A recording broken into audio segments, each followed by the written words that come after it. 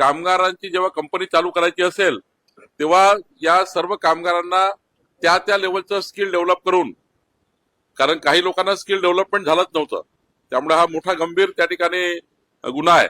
अनेक गुन्हे याच्यामध्ये आहेत. पण यामध्ये यानंतर कंपनी चालू करताना स्किल असल्याशिवाय, त्याचं सर्टिफिकेट असल्याशिवाय कुणाला त्या ठिकाणी कामगार करू नये. याच कामगारांना हाय स्किल करून त्यांना कामावर घ्यायचं. आमच्या सुनीता गावंडेजी या बैठकीला होत्या. खरं तर त्यांनी या ठिकाणी हा मुद्दा मांडला. आणि महत्वाचं, या जिल्ह्यातल्या जेवढ्या स्मॉल स्केल आहे आणि हाय स्केल इंडस्ट्री आहे आणि त्या ठिकाणी मीडियम स्केल इंडस्ट्री आहे, त्यांच्या इंडस्ट्री सुद्धा जिल्हा उद्योग केंद्राकडनं या इंडस्ट्रीचं ऑडिट करण्यात येईल. आणि या जिल्ह्यातल्या संपूर्ण इंडस्ट्रीमध्ये हाय स्किल जसं काम आहे त्या पद्धतीचा स्किल व्यक्ती कामाला आहे की नाही याचाही त्या ठिकाणी पूर्ण तपास हे कलेक्टर आणि एसपी करणार आहे. त्यांना आता आम्ही डिझास्टर मॅनेजमेंटमध्ये आपत्ती व्यवस्थापनामध्ये आम्ही त्यांना अधिकार देणार आहे. त्यामुळे हे अधिकार कलेक्टरला प्राप्त झाल्यावर कलेक्टर हाय स्किल, सेमी स्किल्ड आणि या ठिकाणी अनस्किल्ड लेबरचाही त्या ठिकाणी आढावा घेणार आहे. आणि तिनेही स्मॉल स्केल, हाय स्केल आणि मीडियम स्केल कंपन्यांनाही या जिल्ह्यातल्या सर्व कंपन्यांना चेक करणार आहे. याचाही विचार आम्ही केला आहे. या फॅमिली ज्या आता त्या ठिकाणी कॅज्युअल्टी झालेल्या आहेत, जे मृत पावलेले आहेत, त्यांना कंपनीकडनं 75 लाख रुपये आणि सरकारकडनं 5 लाख रुपये, केंद्र सरकारकडनं 2 लाख रुपये, असं जवळपास 82 लाख रुपये या कंपनीच्या ज्या ऍक्सिडेंट मधल्या मृतांना मिळणार आहेत. आणि याचे चेक आता कंपनी जमा करणार आहे.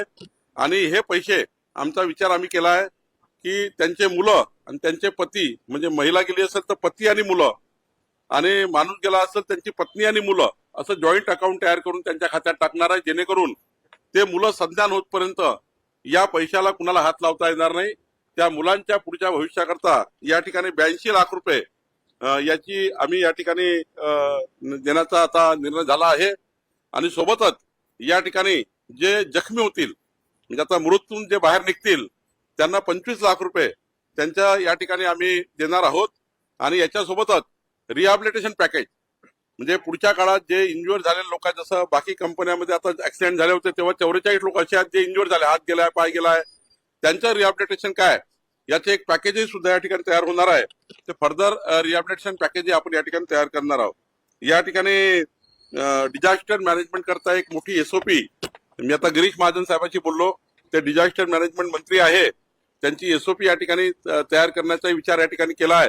एकंदरीत संपूर्ण जवळपास 1-1.5 तास चर्चा करून आम्ही या घटनेच्या, जे काही आता दुर्दैवी घटना आहे, पण सरकारकडून आणि मॅनेजमेंटकडनं जास्तीत जास्त या ठिकाणी मदत करण्याचा प्रयत्न आम्ही केला आहे.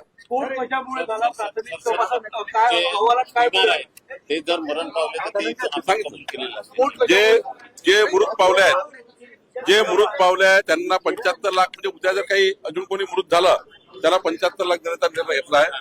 आणि आपण जे म्हटलं, ही घटना कशामुळे झाली आहे याचा प्रायमरी रिपोर्ट आलेला आहे. महिनाभरात पूर्ण रिपोर्ट येईल. पण त्या ठिकाणी हा रिपोर्ट खरं तर आज जो दिसतोय तो निष्काळजीपणामुळे. लोकशाही मराठी ऐका, पहा, जागरूक रहा.